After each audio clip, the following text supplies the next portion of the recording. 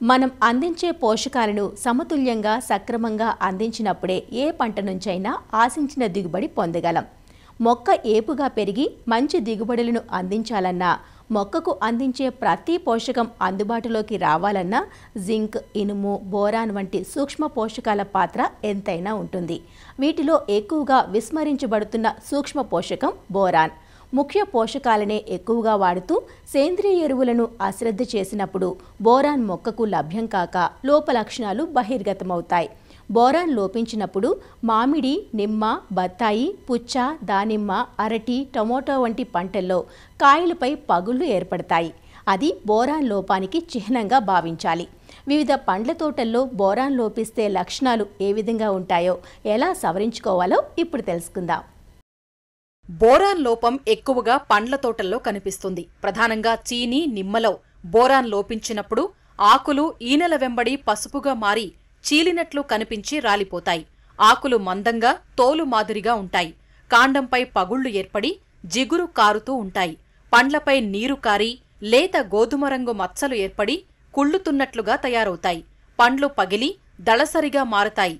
కాయల్లో రసం లేకుండా లోపల గుజ్జు గట్టిగా తయారవుతుంది. బోరాన్ లోప నివారణకు ఒక్కో చెట్టుకు 50 గ్రాముల బోరిక్ ఆమ్లాన్ని చెట్టు పాదుల్లో పైపాటుగా అందించాలి.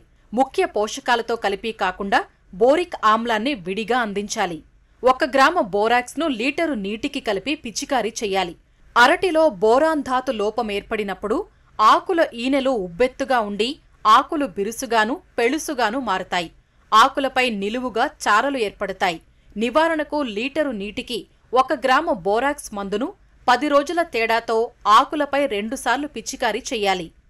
బొప్పాయిలో కాయలు, పండ్లపైన వివిధ రకాల బొడిపెలు వచ్చి అక్కడక్కడ చిన్న పగుళ్లతో పైతోలు గరుకుగా ఉంటుంది.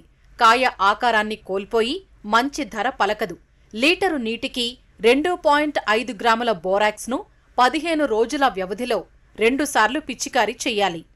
ఇసుక నేలల్లో, చౌడు భూముల్లో పెరిగే మామిడి చెట్లలో బోరాన్ లోపం ఎక్కువగా కనిపిస్తోంది. కాయ దిగువ భాగం గరుకుగాను, నల్లగాను ఉంటుంది. కాయలు పక్వానికి రాకముందే రాలిపోతాయి. కాయలపై పగుళ్లు ఏర్పడతాయి.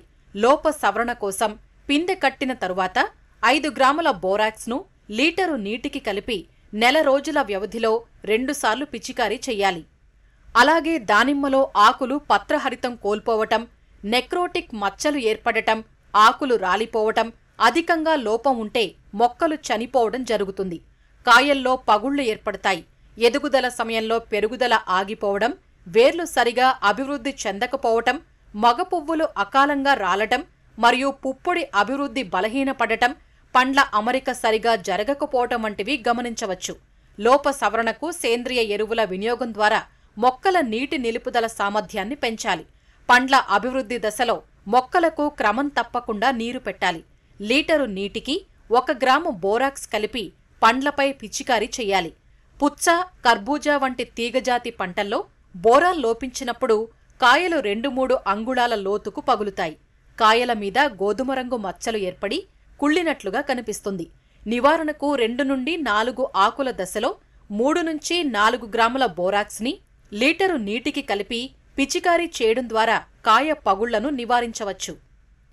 పండ్ల తోటల్లో సూక్ష్మ ధాతువుల లోపాన్ని నివారించాలంటే సేంద్రియ ఎరువులను పుష్కలంగా వాడాలి. చెట్ల మధ్య వానాకాలంలో పచ్చిరొట్ట పైర్లను పెంచి పడదున్నాలి.